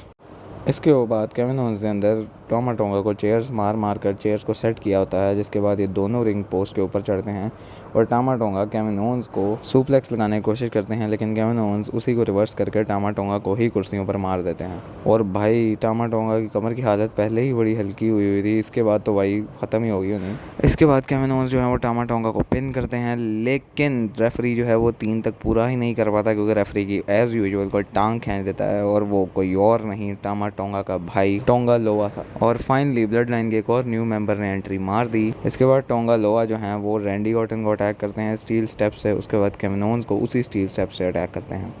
जिसके बाद सोलो सिकोआ जो है वो केविन ओवेंस को एक बार चेयर पे मारते हैं और उसके बाद समोवन स्पाइक मारकर मैच को फिनिश कर देते हैं। और बिल्कुल इस तरीके से फाइनली जो न्यूली एंटी ब्लड लाइन बनी है उसने अपना पहला मैच विन कर लिया है और काफ़ी डोमिनेटली विन किया है। ये डोमिनेटली वाली बात मैंने सार्केज़म में कही क्योंकि आधा मैच में तो सोलो सिकोआ और टामा टोंगा को मार ही पड़ती रही है। अब इसमें जो एक बात नोट करने वाली थी वो था पॉल हेमन का रिएक्शन जब टोंगा लोआ ने अपनी अपीयरेंस की, और वो उसको देखकर केविन ओवेंस और रैंडी ऑर्टन से भी ज़्यादा मेरे ख्याल से शॉक थे, जिसका बिल्कुल ये मतलब है कि पॉल हेमन को बिल्कुल नहीं बताया गया था कि एक नया ब्लड लाइन का मेंबर आने वाला है। और मुझे लगता है कि ब्लड लाइन की स्टोरी लाइन जो है वो आगे और ज़्यादा एक्साइटमेंट लाने वाली है जब रोमन रेंस फाइनली अपना रिटर्न करेंगे। Let me know what do you think of this match and subscribe to the channel and like the video if you find this entertaining. तो फाइनली गाइस सोलो सिकोआ और Tama tonga का match हो चुका है और क्या ही अच्छा मैच था ये। सबसे पहले केविन ओवेंस अपनी एंट्री करते हैं, उसके बाद रैंडी ऑर्टन अपनी एंट्री करते हैं, उसके बाद सोलो सिकोआ और टामा टोंगा अपनी एंट्री करते हैं। उसके बाद ये लोग मैच स्टार्ट होने से पहले ही एक ब्रॉल स्टार्ट कर देते हैं जो जिसके अंदर सिक्योरिटी को इन्वॉल्व होना पड़ता है। और इसके बाद निक ऑल्डिस आते हैं और वो आकर कहते हैं कि ये मैच एक नो डिस्क्वालिफिकेशन मैच होगा और एक स्ट्रीट फाइट मैच ही होगा। जिसके बाद मैच स्टार्ट हो जाता है। ये लोग हर तरफ जाकर लड़ते हैं, एक क्राउड में जाकर लड़ते हैं, रिंग साइड पे जाकर लड़ते हैं और बहुत ही कमाल का मैच था ओवरऑल। ये लड़ते लड़ते केविन ओवेंस जो हैं वो वेपन्स निकाल लेते हैं नीचे से जो कि ट्रैश कैन्स होते हैं। ये उसके बाद ट्रैश कैन से टामा टोंगा और सोलो सिकोआ की धुलाई करते हैं और इस मैच में काफ़ी देर तक केविन ओवेंस और रैंडी ऑर्टन के पास ही अपर हैंड रहता है। क्राउड जो है वो चैंट करता है कि वी वांट टेबल्स, तो रैंडी ऑर्टन कहते हैं व्हाई नॉट। वो 2 टेबल्स निकालते हैं। एक टेबल के ऊपर केविन ओवेंस जो है वो टामा टोंगा को स्प्लैश लगा देते हैं और दूसरे के ऊपर सोलो सिकोआ रैंडी ऑर्टन को स्मावी ड्रॉप लगा देते हैं। जिसके बाद फाइनली सोलो सिकोआ और टामा टोंगा को अपर हैंड मिलता है और ये लोग केविन ओवेंस और रैंडी ऑर्टन को पीटना शुरू कर देते हैं। ये लोग भी वेपन्स का भरपूर इस्तेमाल करते हैं। उसके बाद सोलो सिकोआ जो है वो केविन ओवेंस को टेबल के अंदर मारते मारते खुद टेबल में जाके बच जाते हैं। जिसके बाद रैंडी ऑर्टन फाइनली अपना पहला मैच कार को हिट करते हैं टामा टोंगा को, और फिर उसके थोड़ी ही देर बाद सोलो सिकोआ को बाहर वाले टेबल पर। इसके बाद केविन ओवेंस ने अंदर टामा टोंगा को चेयर्स मार कर चेयर्स को सेट किया होता है, जिसके बाद ये दोनों रिंग पोस्ट के ऊपर चढ़ते हैं और टामा टोंगा केविन ओवेंस को सुप्लेक्स लगाने की कोशिश करते हैं, लेकिन केविन ओवेंस उसी को रिवर्स करके टामा टोंगा को ही कुर्सियों पर मार देते हैं। और भाई टामा टोंगा की कमर की हालत पहले ही बड़ी हल्की हुई थी, इसके बाद तो भाई ख़त्म ही हो गई उन्हें। इसके बाद केविन ओवेंस जो है वो टामा टोंगा को पिन करते हैं, लेकिन रेफरी जो है वो 3 तक पूरा ही नहीं कर पाता, क्योंकि रेफरी की एज़ यूजुअल कोई टांग खींच देता है, और वो कोई और नहीं टामा टोंगा का भाई टोंगा लोआ था। और फाइनली ब्लड लाइन के एक और न्यू मेंबर ने एंट्री मार दी। इसके बाद टोंगा लोआ जो हैं वो रैंडी ऑर्टन को अटैक करते हैं स्टील स्टेप से, उसके बाद केविन ओवेंस को उसी स्टील स्टेप से अटैक करते हैं। जिसके बाद सोलो सिकोआ जो है वो केविन ओवेंस को एक बार चेयर पे मारते हैं और उसके बाद समोवन स्पाइक मारकर मैच को फिनिश कर देते हैं। और बिल्कुल इस तरीके से फाइनली जो न्यूली एंटी ब्लड लाइन बनी है उसने अपना पहला मैच विन कर लिया है, और काफ़ी डोमिनेटली विन किया है। ये डोमिनेटली वाली बात मैंने सार्केज़म में कही, क्योंकि आधा मैच में तो सोलो सिकोआ और टामा टोंगा को मार ही पड़ती रही है। अब इसमें जो एक बात नोट करने वाली थी वो था पॉल हेमन का रिएक्शन जब टोंगा लोआ ने अपनी अपीयरेंस की, और वो उसको देखकर केविन ओवेंस और रैंडी ऑर्टन से भी ज़्यादा मेरे ख्याल से शॉक थे, जिसका बिल्कुल ये मतलब है कि पॉल हेमन को बिल्कुल नहीं बताया गया था कि एक नया ब्लड लाइन का मेंबर आने वाला है। और मुझे लगता है कि ब्लड लाइन की स्टोरी लाइन जो है वो आगे और ज़्यादा एक्साइटमेंट लाने वाली है जब रोमन रेंस फाइनली अपना रिटर्न करेंगे। Let me know what do you think of this match and subscribe to the channel and like the video if you find this entertaining. तो फाइनली गाइस सोलो सिकोआ और Tama tonga का match हो चुका है, और क्या ही अच्छा मैच था ये। सबसे पहले केविन ओवेंस अपनी एंट्री करते हैं, उसके बाद रैंडी ऑर्टन अपनी एंट्री करते हैं, उसके बाद सोलो सिकोआ और टामा टोंगा अपनी एंट्री करते हैं। उसके बाद ये लोग मैच स्टार्ट होने से पहले ही एक ब्रॉल स्टार्ट कर देते हैं, जो जिसके अंदर सिक्योरिटी को इन्वॉल्व होना पड़ता है। और इसके बाद निक ऑल्डिस आते हैं और वो आकर कहते हैं कि ये मैच एक नो डिस्क्वालिफिकेशन मैच होगा और एक स्ट्रीट फाइट मैच ही होगा। जिसके बाद मैच स्टार्ट हो जाता है। ये लोग हर तरफ जाकर लड़ते हैं, क्राउड में जाकर लड़ते हैं, रिंग साइड पे जाकर लड़ते हैं, और बहुत ही कमाल का मैच था ओवरऑल ये। लड़ते लड़ते केविन ओवेंस जो हैं वो वेपन्स निकाल लेते हैं नीचे से, जो कि ट्रैश कैंस होते हैं। ये उसके बाद ट्रैश कैन से टामा टोंगा और सोलो सिकोआ की धुलाई करते हैं, और इस मैच में काफ़ी देर तक केविन ओवेंस और रैंडी ऑर्टन के पास ही अपर हैंड रहता है। क्राउड जो है वो चैंट करता है कि वी वांट टेबल्स, तो रैंडी ऑर्टन कहते हैं व्हाई नॉट। वो 2 टेबल्स निकालते हैं। एक टेबल के ऊपर केविन ओवेंस जो है वो टामा टोंगा को स्प्लैश लगा देते हैं, और दूसरे के ऊपर सोलो सिकोआ रैंडी ऑर्टन को स्मावी ड्रॉप लगा देते हैं। जिसके बाद फाइनली सोलो सिकोआ और टामा टोंगा को अपर हैंड मिलता है, और ये लोग केविन ओवेंस और रैंडी ऑर्टन को पीटना शुरू कर देते हैं। ये लोग भी वेपन्स का भरपूर इस्तेमाल करते हैं। उसके बाद सोलो सिकोआ जो है वो केविन ओवेंस को टेबल के अंदर मारते मारते खुद टेबल में जाके बच जाते हैं। जिसके बाद रैंडी ऑर्टन फाइनली अपना पहला मैच कार को हिट करते हैं टामा टोंगा को, और फिर उसके थोड़ी ही देर बाद सोलो सिकोआ को बाहर वाले टेबल पर। इसके बाद केविन ओवेंस ने अंदर टामा टोंगा को चेयर्स मार कर चेयर्स को सेट किया होता है, जिसके बाद ये दोनों रिंग पोस्ट के ऊपर चढ़ते हैं, और टामा टोंगा केविन ओवेंस को सुप्लेक्स लगाने की कोशिश करते हैं, लेकिन केविन ओवेंस उसी को रिवर्स करके टामा टोंगा को ही कुर्सियों पर मार देते हैं। और भाई टामा टोंगा की कमर की हालत पहले ही बड़ी हल्की हुई थी, इसके बाद तो भाई ख़त्म ही हो गई उन्हें। इसके बाद केविन ओवेंस जो है वो टामा टोंगा को पिन करते हैं, लेकिन रेफरी जो है वो 3 तक पूरा ही नहीं कर पाता, क्योंकि रेफरी की एज़ यूजुअल कोई टांग खींच देता है, और वो कोई और नहीं टामा टोंगा का भाई टोंगा लोआ था। और फाइनली ब्लड लाइन के एक और न्यू मेंबर ने एंट्री मार दी। इसके बाद टोंगा लोआ जो हैं वो रैंडी ऑर्टन को अटैक करते हैं स्टील स्टेप से, उसके बाद केविन ओवेंस को उसी स्टील स्टेप से अटैक करते हैं। जिसके बाद सोलो सिकोआ जो है वो केविन ओवेंस को एक बार चेयर पे मारते हैं, और उसके बाद समोवन स्पाइक मारकर मैच को फिनिश कर देते हैं। और बिल्कुल इस तरीके से फाइनली जो न्यूली एंटी ब्लड लाइन बनी है उसने अपना पहला मैच विन कर लिया है, और काफ़ी डोमिनेटली विन किया है। ये डोमिनेटली वाली बात मैंने सार्केज़म में कही, क्योंकि आधा मैच में तो सोलो सिकोआ और टामा टोंगा को मार ही पड़ती रही है। अब इसमें जो एक बात नोट करने वाली थी वो था पॉल हेमन का रिएक्शन जब टोंगा लोआ ने अपनी अपीयरेंस की, और वो उसको देखकर केविन ओवेंस और रैंडी ऑर्टन से भी ज़्यादा मेरे ख्याल से शॉक थे, जिसका बिल्कुल ये मतलब है कि पॉल हेमन को बिल्कुल नहीं बताया गया था कि एक नया ब्लड लाइन का मेंबर आने वाला है। और मुझे लगता है कि ब्लड लाइन की स्टोरी लाइन जो है वो आगे और ज़्यादा एक्साइटमेंट लाने वाली है जब रोमन रेंस फाइनली अपना रिटर्न करेंगे। Let me know what do you think of this match and subscribe to the channel and like the video if you find this entertaining. तो फाइनली गाइस सोलो सिकोआ और Tama tonga का match हो चुका है, और क्या ही अच्छा मैच था ये।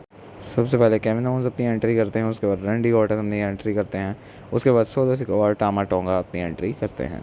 उसके बाद ये लोग मैच स्टार्ट होने से पहले ही एक ब्रॉल स्टार्ट कर देते हैं जिसके अंदर सिक्योरिटी को इन्वॉल्व होना पड़ता है। और इसके बाद निक ऑल्डिस आते हैं और वो आकर कहते हैं कि ये मैच एक नो डिस्क्वालिफिकेशन मैच होगा और एक स्ट्रीट फाइट मैच ही होगा।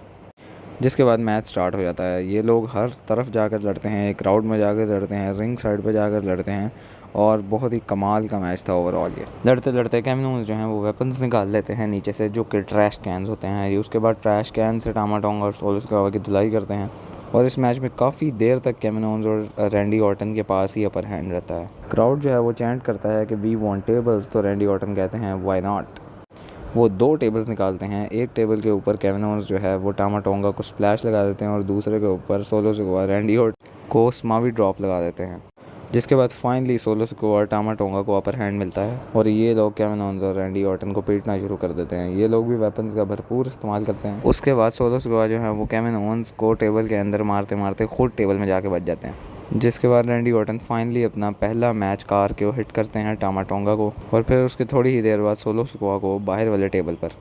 इसके बाद केविन ओवंस ने अंदर टामा टोंगा को चेयर्स मार कर चेयर्स को सेट किया होता है। जिसके बाद ये दोनों रिंग पोस्ट के ऊपर चढ़ते हैं और टामा टोंगा केविन ओवंस को सुप्लेक्स लगाने की कोशिश करते हैं, लेकिन केविन ओवंस उसी को रिवर्स करके टामा टोंगा को ही कुर्सियों पर मार देते हैं। और भाई टामा टोंगा की कमर की हालत पहले ही बड़ी हल्की हुई थी, इसके बाद तो भाई ख़त्म ही होगी उन्हें। इसके बाद केविन ओवंस जो है वो टामा टोंगा को पिन करते हैं, लेकिन रेफरी जो है वो 3 तक पूरा ही नहीं कर पाता क्योंकि रेफरी की एज़ यूजुअल कोई टांग खींच देता है और वो कोई और नहीं टामा टोंगा का भाई टोंगा लोआ था। और फाइनली ब्लड लाइन के एक और न्यू मेंबर ने एंट्री मार दी। इसके बाद टोंगा लोआ जो हैं वो रैंडी ऑर्टन को अटैक करते हैं स्टील स्टेप से। उसके बाद केविन ओवंस को उसी स्टील स्टेप से अटैक करते हैं।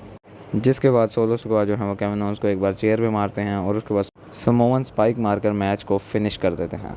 और बिल्कुल इस तरीके से फाइनली जो न्यूली एंटी ब्लड लाइन बनी है उसने अपना पहला मैच विन कर लिया है और काफ़ी डोमिनेटली विन किया है। ये डोमिनेटली वाली बात मैंने सार्केज़म में कही क्योंकि आधा मैच में तो सोलो सिकोआ और टामा टोंगा को मार ही पड़ती रही है। अब इसमें जो एक बात नोट करने वाली थी वो था पॉल हेमन का रिएक्शन जब टोंगा लोआ ने अपनी अपीयरेंस की, और वो उसको देखकर केविन ओवंस और रैंडी ऑर्टन से भी ज़्यादा मेरे ख्याल से शॉक थे।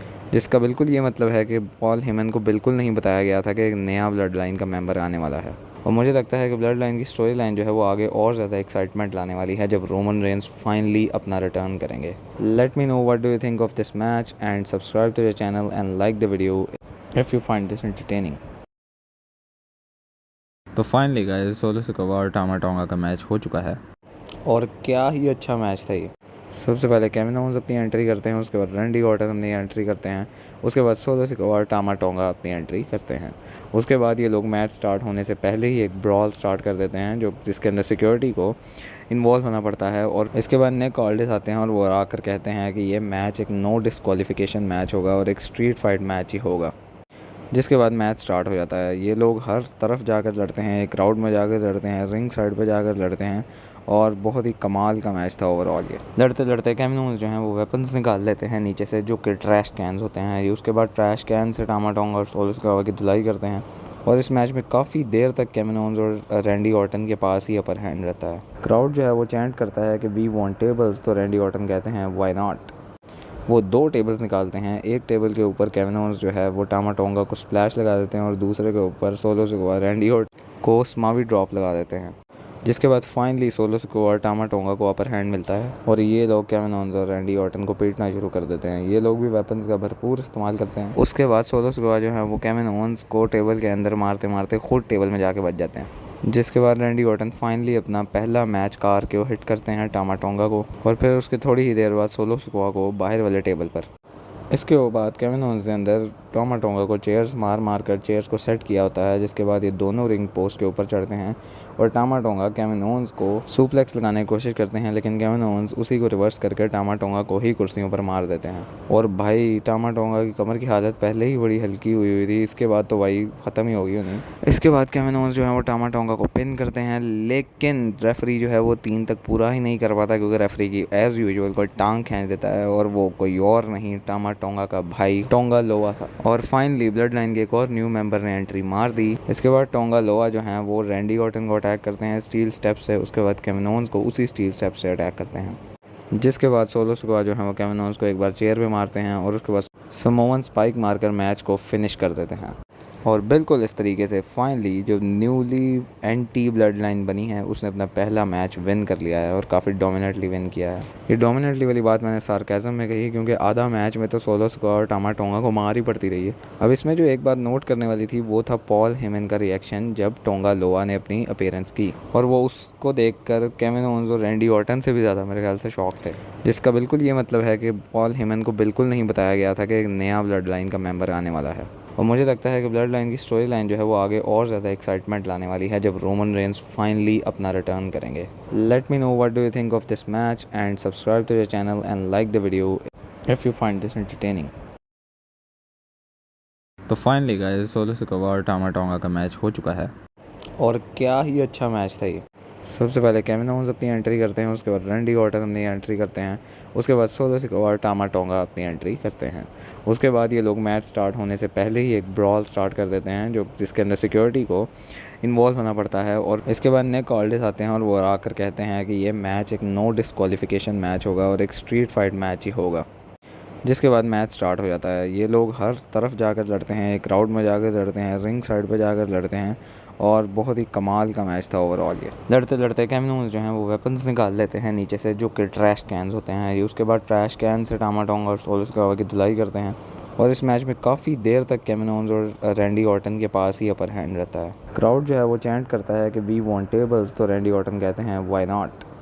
वो 2 टेबल्स निकालते हैं। एक टेबल के ऊपर केविन ओवेंस जो है वो टामा टोंगा को स्प्लैश लगा देते हैं और दूसरे के ऊपर सोलो सिकोआ रैंडी ऑर्टन को स्मावी ड्रॉप लगा देते हैं।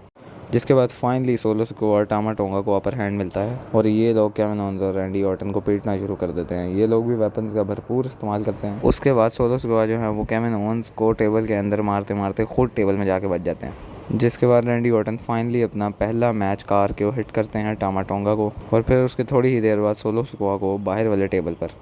इसके बाद केविन ओवेंस ने अंदर टामा टोंगा को चेयर्स मार मार कर चेयर्स को सेट किया होता है। जिसके बाद ये दोनों रिंग पोस्ट के ऊपर चढ़ते हैं और टामा टोंगा केविन ओवेंस को सुप्लेक्स लगाने की कोशिश करते हैं, लेकिन केविन ओवेंस उसी को रिवर्स करके टामा टोंगा को ही कुर्सियों पर मार देते हैं। और भाई टामा टोंगा की कमर की हालत पहले ही बड़ी हल्की हुई थी, इसके बाद तो भाई ख़त्म ही होगी उन्हें। इसके बाद केविन ओवेंस जो है वो टामा टोंगा को पिन करते हैं, लेकिन रेफरी जो है वो 3 तक पूरा ही नहीं कर पाता क्योंकि रेफरी की एज़ यूजुअल कोई टांग खींच देता है और वो कोई और नहीं टामा टोंगा का भाई टोंगा लोआ था। और फाइनली ब्लड लाइन के एक और न्यू मेंबर ने एंट्री मार दी। इसके बाद टोंगा लोआ जो हैं वो रैंडी ऑर्टन को अटैक करते हैं स्टील स्टेप से। उसके बाद केविन ओवेंस को उसी स्टील स्टेप से अटैक करते हैं।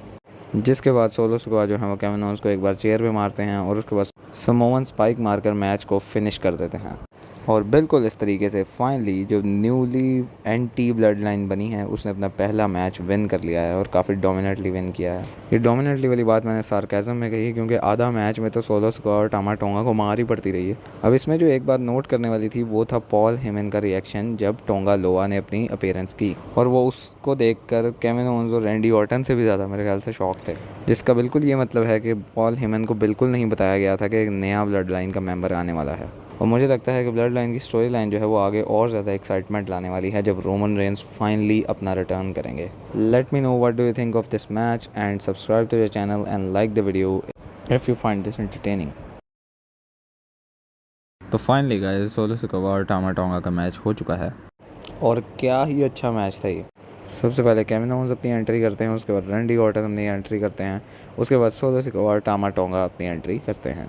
उसके बाद ये लोग मैच स्टार्ट होने से पहले ही एक ब्रॉल स्टार्ट कर देते हैं जो जिसके अंदर सिक्योरिटी को इन्वॉल्व होना पड़ता है। और इसके बाद निक ऑल्डिस आते हैं और वो आकर कहते हैं कि ये मैच एक नो डिस्क्वालिफिकेशन मैच होगा और एक स्ट्रीट फाइट मैच ही होगा।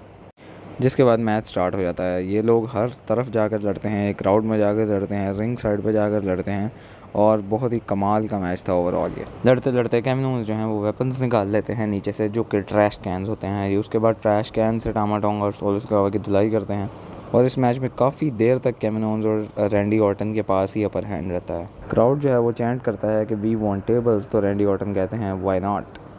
वो 2 टेबल्स निकालते हैं। एक टेबल के ऊपर केविन ओवेंस जो है वो टामा टोंगा को स्प्लैश लगा देते हैं और दूसरे के ऊपर सोलो सिकोआ रैंडी ऑर्टन को स्मावी ड्रॉप लगा देते हैं। जिसके बाद फाइनली सोलो सिकोआ और टामा टोंगा को अपर हैंड मिलता है और ये लोग केविन ओवेंस और रैंडी ऑर्टन को पीटना शुरू कर देते हैं। ये लोग भी वेपन्स का भरपूर इस्तेमाल करते हैं। उसके बाद सोलो सिकोआ जो है वो केविन ओवेंस को टेबल के अंदर मारते मारते खुद टेबल में जाके बच जाते हैं। जिसके बाद रैंडी ऑर्टन फाइनली अपना पहला मैच कार के हिट करते हैं टामा टोंगा को, और फिर उसके थोड़ी ही देर बाद सोलो सिकोआ को बाहर वाले टेबल पर।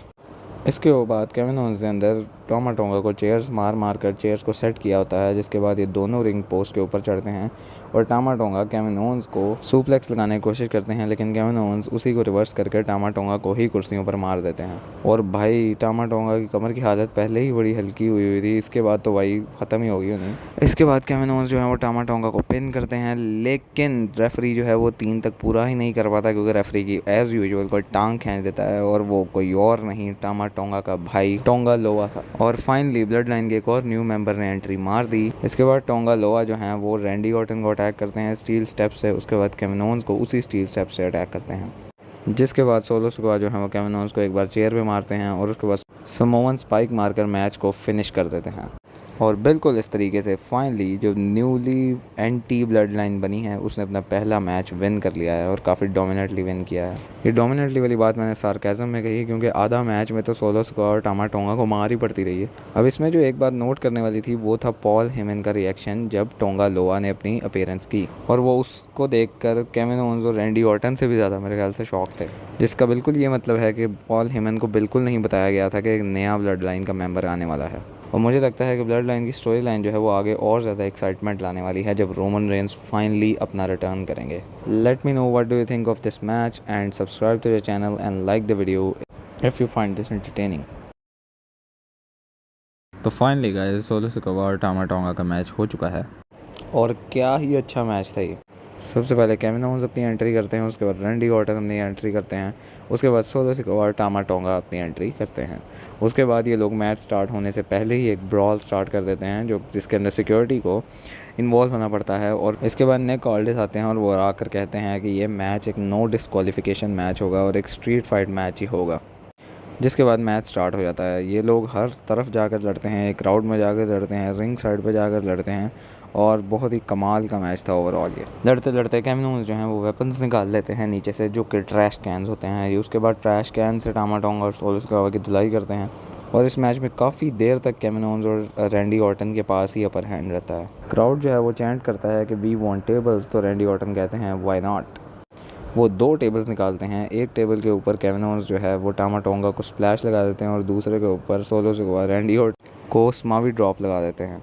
जिसके बाद फाइनली सोलो सिकोआ और टामा टोंगा को अपर हैंड मिलता है, और ये लोग केविन ओवेंस और रैंडी ऑर्टन को पीटना शुरू कर देते हैं। ये लोग भी वेपन्स का भरपूर इस्तेमाल करते हैं। उसके बाद सोलो सिकोआ जो है वो केविन ओवेंस को टेबल के अंदर मारते मारते खुद टेबल में जाके बच जाते हैं। जिसके बाद रैंडी ऑर्टन फाइनली अपना पहला मैच कार के हिट करते हैं टामा टोंगा को, और फिर उसके थोड़ी ही देर बाद सोलो सिकोआ को बाहर वाले टेबल पर। इसके बाद केविन ओवेंस ने अंदर टामा टोंगा को चेयर्स मार कर चेयर्स को सेट किया होता है, जिसके बाद ये दोनों रिंग पोस्ट के ऊपर चढ़ते हैं, और टामा टोंगा केविन ओवेंस को सुप्लेक्स लगाने की कोशिश करते हैं, लेकिन केविन ओवेंस उसी को रिवर्स करके टामा टोंगा को ही कुर्सियों पर मार देते हैं। और भाई टामा टोंगा की कमर की हालत पहले ही बड़ी हल्की हुई थी, इसके बाद तो भाई ख़त्म ही हो गई उन्हें। इसके बाद केविन ओवेंस जो है वो टामा टोंगा को पिन करते हैं, लेकिन रेफरी जो है वो 3 तक पूरा ही नहीं कर पाता, क्योंकि रेफरी की एज़ यूजुअल कोई टांग खींच देता है, और वो कोई और नहीं टामा टोंगा का भाई टोंगा लोआ था। और फाइनली ब्लड लाइन के एक और न्यू मेंबर ने एंट्री मार दी। इसके बाद टोंगा लोआ जो हैं वो रैंडी ऑर्टन को अटैक करते हैं स्टील स्टेप से, उसके बाद केविन ओवेंस को उसी स्टील स्टेप से अटैक करते हैं। जिसके बाद सोलो सिकोआ जो है वो केविन ओवेंस को एक बार चेयर पे मारते हैं, और उसके बाद समोवन स्पाइक मारकर मैच को फिनिश कर देते हैं। और बिल्कुल इस तरीके से फाइनली जो न्यूली एंटी ब्लड लाइन बनी है उसने अपना पहला मैच विन कर लिया है, और काफ़ी डोमिनेटली विन किया है। ये डोमिनेटली वाली बात मैंने सार्केज़म में कही, क्योंकि आधा मैच में तो सोलो सिकोआ और टामा टोंगा को मार ही पड़ती रही है। अब इसमें जो एक बात नोट करने वाली थी वो था पॉल हेमन का रिएक्शन जब टोंगा लोआ ने अपनी अपीयरेंस की, और वो उसको देखकर केविन ओवेंस और रैंडी ऑर्टन से भी ज़्यादा मेरे ख्याल से शॉक थे, जिसका बिल्कुल ये मतलब है कि पॉल हेमन को बिल्कुल नहीं बताया गया था कि एक नया ब्लड लाइन का मेंबर आने वाला है। और मुझे लगता है कि ब्लड लाइन की स्टोरी लाइन जो है वो आगे और ज़्यादा एक्साइटमेंट लाने वाली है जब रोमन रेंस फाइनली अपना रिटर्न करेंगे। Let me know what do you think of this match and subscribe to the channel and like the video if you find this entertaining. तो फाइनली गाइस सोलो सिकोआ और Tama tonga का match हो चुका है, और क्या ही अच्छा मैच था ये। सबसे पहले केविन ओवंस अपनी एंट्री करते हैं, उसके बाद रैंडी ऑर्टन अपनी एंट्री करते हैं, उसके बाद सोलो सिकोआ और टामा टोंगा अपनी एंट्री करते हैं। उसके बाद ये लोग मैच स्टार्ट होने से पहले ही एक ब्रॉल स्टार्ट कर देते हैं जो जिसके अंदर सिक्योरिटी को इन्वॉल्व होना पड़ता है। और इसके बाद निक ऑल्डिस आते हैं और वो आकर कहते हैं कि ये मैच एक नो डिस्क्वालिफिकेशन मैच होगा और एक स्ट्रीट फाइट मैच ही होगा। जिसके बाद मैच स्टार्ट हो जाता है। ये लोग हर तरफ जाकर लड़ते हैं, एक क्राउड में जाकर लड़ते हैं, रिंग साइड पे जाकर लड़ते हैं और बहुत ही कमाल का मैच था ओवरऑल। ये लड़ते लड़ते केविन ओवंस जो हैं वो वेपन्स निकाल लेते हैं नीचे से जो कि ट्रैश कैन्स होते हैं। उसके बाद ट्रैश कैन से टामा टोंगा और सोलो सिकोआ की धुलाई करते हैं और इस मैच में काफ़ी देर तक केविन ओवंस और रैंडी ऑर्टन के पास ही अपर हैंड रहता है। क्राउड जो है वो चैंट करता है कि वी वांट टेबल्स, तो रैंडी ऑर्टन कहते हैं व्हाई नॉट। वो 2 टेबल्स निकालते हैं। एक टेबल के ऊपर केविन ओवंस जो है वो टामा टोंगा को स्प्लैश लगा देते हैं और दूसरे के ऊपर सोलो सिकोआ रैंडी ऑर्टन को स्मावी ड्रॉप लगा देते हैं। जिसके बाद फाइनली सोलो सिकोआ और टामा टोंगा को अपर हैंड मिलता है और ये लोग केविन ओवंस और रैंडी ऑर्टन को पीटना शुरू कर देते हैं। ये लोग भी वेपन्स का भरपूर इस्तेमाल करते हैं। उसके बाद सोलो सिकोआ जो है वो केविन ओवंस को टेबल के अंदर मारते मारते खुद टेबल में जाके बच जाते हैं। जिसके बाद रैंडी ऑर्टन फाइनली अपना पहला मैच कार के हिट करते हैं टामा टोंगा को और फिर उसके थोड़ी ही देर बाद सोलो सिकोआ को बाहर वाले टेबल पर। इसके बाद केविन ओवंस ने अंदर टामा टोंगा को चेयर्स मार मार कर चेयर्स को सेट किया होता है। जिसके बाद ये दोनों रिंग पोस्ट के ऊपर चढ़ते हैं और टामा टोंगा केविन ओवंस को सुप्लेक्स लगाने की कोशिश करते हैं, लेकिन केविन ओवंस उसी को रिवर्स करके टामा टोंगा को ही कुर्सियों पर मार देते हैं। और भाई टामा टोंगा की कमर की हालत पहले ही बड़ी हल्की हुई थी, इसके बाद तो भाई ख़त्म ही होगी उन्हें। इसके बाद केविन ओवंस जो है वो टामा टोंगा को पिन करते हैं, लेकिन रेफरी जो है वो 3 तक पूरा ही नहीं कर पाता क्योंकि रेफरी की एज यूजुअल कोई टांग खींच देता है और वो कोई और नहीं टामा टोंगा का भाई टोंगा लोआ था। और फाइनली ब्लड लाइन के एक और न्यू मेंबर ने एंट्री मार दी। इसके बाद टोंगा लोआ जो हैं वो रैंडी ऑर्टन को अटैक करते हैं स्टील स्टेप से। उसके बाद केविन ओवंस को उसी स्टील स्टेप से अटैक करते हैं। जिसके बाद सोलो सिकोआ जो है वो केविन ओवंस को एक बार चेयर पे मारते हैं और उसके बाद समोवन स्पाइक मारकर मैच को फिनिश कर देते हैं। और बिल्कुल इस तरीके से फाइनली जो न्यूली एंटी ब्लड लाइन बनी है उसने अपना पहला मैच विन कर लिया है और काफ़ी डोमिनेटली विन किया है। ये डोमिनेटली वाली बात मैंने सार्केज़म में कही क्योंकि आधा मैच में तो सोलो सिकोआ और टामा टोंगा को मार ही पड़ती रही है। अब इसमें जो एक बात नोट करने वाली थी वो था पॉल हेमन का रिएक्शन जब टोंगा लोआ ने अपनी अपीयरेंस की और वो उसको देखकर केविन ओवंस और रैंडी ऑर्टन से भी ज़्यादा मेरे ख्याल से शॉक थे। जिसका बिल्कुल ये मतलब है कि पॉल हेमन को बिल्कुल नहीं बताया गया था कि एक नया ब्लड लाइन का मेंबर आने वाला है। और मुझे लगता है कि ब्लड लाइन की स्टोरी लाइन जो है वो आगे और ज़्यादा एक्साइटमेंट लाने वाली है जब रोमन रेंस फाइनली अपना रिटर्न करेंगे। Let me know what do you think of this match and subscribe to the channel and like the video if you find this entertaining. तो फाइनली गाइस सोलो सिकोआ और Tama tonga का match हो चुका है और क्या ही अच्छा मैच था ये। सबसे पहले केविन ओवंस अपनी एंट्री करते हैं, उसके बाद रैंडी ऑर्टन अपनी एंट्री करते हैं, उसके बाद सोलो सिकोआ और टामा टोंगा अपनी एंट्री करते हैं। उसके बाद ये लोग मैच स्टार्ट होने से पहले ही एक ब्रॉल स्टार्ट कर देते हैं जो जिसके अंदर सिक्योरिटी को इन्वॉल्व होना पड़ता है। और इसके बाद निक ऑल्डिस आते हैं और वो आकर कहते हैं कि ये मैच एक नो डिस्क्वालिफिकेशन मैच होगा और एक स्ट्रीट फाइट मैच ही होगा। जिसके बाद मैच स्टार्ट हो जाता है। ये लोग हर तरफ जाकर लड़ते हैं, एक क्राउड में जाकर लड़ते हैं, रिंग साइड पे जाकर लड़ते हैं और बहुत ही कमाल का मैच था ओवरऑल। ये लड़ते लड़ते केविन ओवंस जो हैं वो वेपन्स निकाल लेते हैं नीचे से जो कि ट्रैश कैन्स होते हैं। उसके बाद ट्रैश कैन से टामा टोंगा और सोलो सिकोआ की धुलाई करते हैं और इस मैच में काफ़ी देर तक केविन ओवंस और रैंडी ऑर्टन के पास ही अपर हैंड रहता है। क्राउड जो है वो चैंट करता है कि वी वांट टेबल्स, तो रैंडी ऑर्टन कहते हैं व्हाई नॉट। वो 2 टेबल्स निकालते हैं। एक टेबल के ऊपर केविन ओवंस जो है वो टामा टोंगा को स्प्लैश लगा देते हैं और दूसरे के ऊपर सोलो सिकोआ रैंडी ऑर्टन को स्मावी ड्रॉप लगा देते हैं।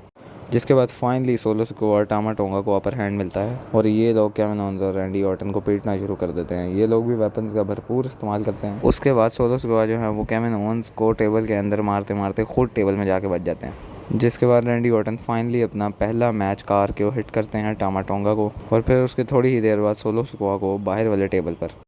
इसके बाद केविन ओवंस ने अंदर टामा टोंगा को चेयर्स मार मार कर चेयर्स को सेट किया होता है। जिसके बाद ये दोनों रिंग पोस्ट के ऊपर चढ़ते हैं और टामा टोंगा केविन ओवंस को सुप्लेक्स लगाने की कोशिश करते हैं, लेकिन केविन ओवंस उसी को रिवर्स करके टामा टोंगा को ही कुर्सियों पर मार देते हैं। और भाई टामा टोंगा की कमर की हालत पहले ही बड़ी हल्की हुई थी, इसके बाद तो भाई ख़त्म ही होगी उन्हें। इसके बाद केविन ओवंस जो है वो टामा टोंगा को पिन करते हैं, लेकिन रेफरी जो है वो 3 तक पूरा ही नहीं कर पाता क्योंकि रेफरी की एज यूजुअल कोई टांग खींच देता है और वो कोई और नहीं टामा टोंगा का भाई टोंगा लोआ था। और फाइनली ब्लड लाइन के एक और न्यू मेंबर ने एंट्री मार दी। इसके बाद टोंगा लोआ जो हैं वो रैंडी ऑर्टन को अटैक करते हैं स्टील स्टेप से। उसके बाद केविन ओवंस को उसी स्टील स्टेप से अटैक करते हैं। जिसके बाद सोलो सिकोआ जो है वो केविन ओवेंस को एक बार चेयर पे मारते हैं और उसके बाद समोवन स्पाइक मारकर मैच को फिनिश कर देते हैं। और बिल्कुल इस तरीके से फाइनली जो न्यूली एंटी ब्लड लाइन बनी है उसने अपना पहला मैच विन कर लिया है और काफ़ी डोमिनेटली विन किया है। ये डोमिनेटली वाली बात मैंने सार्केज़म में कही क्योंकि आधा मैच में तो सोलो सिकोआ और टामा टोंगा को मार ही पड़ती रही है। अब इसमें जो एक बात नोट करने वाली थी वो था पॉल हेमन का रिएक्शन जब टोंगा लोआ ने अपनी अपीयरेंस की, और वो उसको देखकर केविन ओवेंस और रैंडी ऑर्टन से भी ज़्यादा मेरे ख्याल से शॉक थे, जिसका बिल्कुल ये मतलब है कि पॉल हेमन को बिल्कुल नहीं बताया गया था कि एक नया ब्लड लाइन का मेंबर आने वाला है। और मुझे लगता है कि ब्लड लाइन की स्टोरी लाइन जो है वो आगे और ज़्यादा एक्साइटमेंट लाने वाली है जब रोमन रेंस फाइनली अपना रिटर्न करेंगे। Let me know what do you think of this match and subscribe to the channel and like the video if you find this entertaining. तो फाइनली गाइस सोलो सिकोआ और Tama tonga का match हो चुका है और क्या ही अच्छा मैच था ये। सबसे पहले केविन ओवेंस अपनी एंट्री करते हैं, उसके बाद रैंडी ऑर्टन अपनी एंट्री करते हैं, उसके बाद सोलो सिकोआ और टामा टोंगा अपनी एंट्री करते हैं। उसके बाद ये लोग मैच स्टार्ट होने से पहले ही एक ब्रॉल स्टार्ट कर देते हैं जो जिसके अंदर सिक्योरिटी को इन्वॉल्व होना पड़ता है। और इसके बाद निक ऑल्डिस आते हैं और वो आकर कहते हैं कि ये मैच एक नो डिस्क्वालिफिकेशन मैच होगा और एक स्ट्रीट फाइट मैच ही होगा। जिसके बाद मैच स्टार्ट हो जाता है। ये लोग हर तरफ जाकर लड़ते हैं, क्राउड में जाकर लड़ते हैं, रिंग साइड पे जाकर लड़ते हैं और बहुत ही कमाल का मैच था ओवरऑल। ये लड़ते लड़ते केविन ओवेंस जो हैं वो वेपन्स निकाल लेते हैं नीचे से जो कि ट्रैश कैंस होते हैं। ये उसके बाद ट्रैश कैन से टामा टोंगा और सोलो सिकोआ की धुलाई करते हैं और इस मैच में काफ़ी देर तक केविन ओवेंस और रैंडी ऑर्टन के पास ही अपर हैंड रहता है। क्राउड जो है वो चैंट करता है कि वी वांट टेबल्स, तो रैंडी ऑर्टन कहते हैं व्हाई नॉट।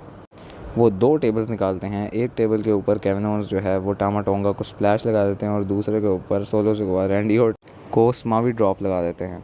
जिसके बाद फाइनली सोलो सिकोआ और टामा टोंगा को अपर हैंड मिलता है और ये लोग केविन ओवेंस और रैंडी ऑर्टन को पीटना शुरू कर देते हैं। ये लोग भी वेपन्स का भरपूर इस्तेमाल करते हैं। उसके बाद सोलो सिकोआ जो है वो केविन ओवेंस को टेबल के अंदर मारते मारते खुद टेबल में जाके बच जाते हैं। जिसके बाद रैंडी ऑर्टन फाइनली अपना पहला मैच कार के हिट करते हैं टामा टोंगा को और फिर उसके थोड़ी ही देर बाद सोलो सिकोआ को बाहर वाले टेबल पर।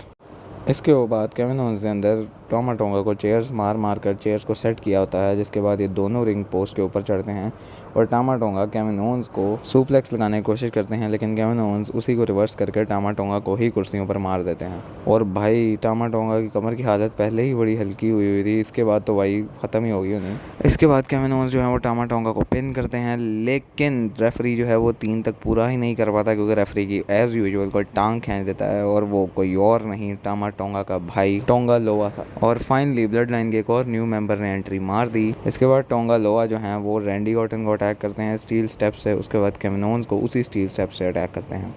जिसके बाद सोलो सिकोआ जो है वो केविन ओवेंस को एक बार चेयर पे मारते हैं और उसके बाद समोवन स्पाइक मारकर मैच को फिनिश कर देते हैं। और बिल्कुल इस तरीके से फाइनली जो न्यूली एंटी ब्लड लाइन बनी है उसने अपना पहला मैच विन कर लिया है और काफ़ी डोमिनेटली विन किया है। ये डोमिनेटली वाली बात मैंने सार्केज़म में कही क्योंकि आधा मैच में तो सोलो सिकोआ और टामा टोंगा को मार ही पड़ती रही है। अब इसमें जो एक बात नोट करने वाली थी वो था पॉल हेमन का रिएक्शन जब टोंगा लोआ ने अपनी अपीयरेंस की, और वो उसको देखकर केविन ओवेंस और रैंडी ऑर्टन से भी ज़्यादा मेरे ख्याल से शॉक थे, जिसका बिल्कुल ये मतलब है कि पॉल हेमन को बिल्कुल नहीं बताया गया था कि एक नया ब्लड लाइन का मेंबर आने वाला है। और मुझे लगता है कि ब्लड लाइन की स्टोरी लाइन जो है वो आगे और ज़्यादा एक्साइटमेंट लाने वाली है जब रोमन रेंस फाइनली अपना रिटर्न करेंगे। Let me know what do you think of this match and subscribe to the channel and like the video if you find this entertaining. Cody Rhodes और AJ Styles का face to face WWE ने book किया हुआ था SmackDown पे, जो कि backlash से पहले होने वाली है। एजे स्टाइल्स पहले अपनी एंट्री करते हैं और वो रिंग में आकर खड़े हो जाते हैं। देन कोडी रोड्स अपनी एंट्री करते हैं और उन्हें क्राउड से ग्रेट रिएक्शन मिलता है। क्योंकि अब सभी फ्रेंच बोल ही रहे हैं तो कोडी रोड्स ने कहा मैं कैसे पीछे रह सकता हूँ, वो भी आकर सबसे पहले फ्रेंच ही बोलते हैं। देन फ्रांस का क्राउड जो है वो अपनी एनर्जी दिखाता है कोडी रोड्स और एजे स्टाइल्स को। जिसके बाद एजे स्टाइल्स कोडी रोड्स को इंटरप्ट करते हैं और कहते हैं कि तुम्हारा फोकस नहीं है, और कहते हैं कि बेशक मैं तुमसे एज में बड़ा हूँ लेकिन मैं स्टिल अपने प्राइम में हूँ।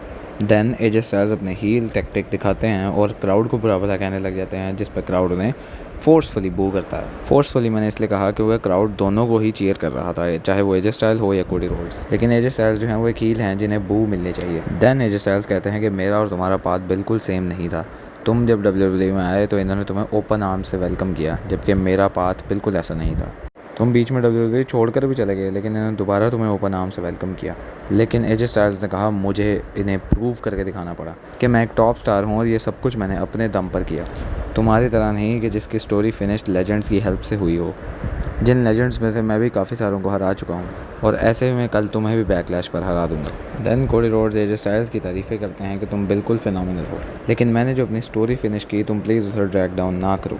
उसके बाद एजे स्टाइल्स जो हैं वो रीयूनियन का साइन करते हैं, जिसके झांसे में कोडी रोड्स आ जाते हैं और उसके रिजल्ट में उन्हें चपेट पड़ जाती है। आई गेस कोडी रोड्स की हर स्टोरी लाइन को ये हीट करने के लिए एक चपेट ज़रूर बीच में रखते हैं, जैसे पहले रॉक के साथ था और अब वही काम एजे स्टाइल्स ने किया। तो गाइज़, अगर आपको वीडियो थोड़ी सी भी अच्छी लगी हो इसे लाइक करें और चैनल को सब्सक्राइब करें ऐसी ही वीडियोस सबसे पहले देखने के लिए।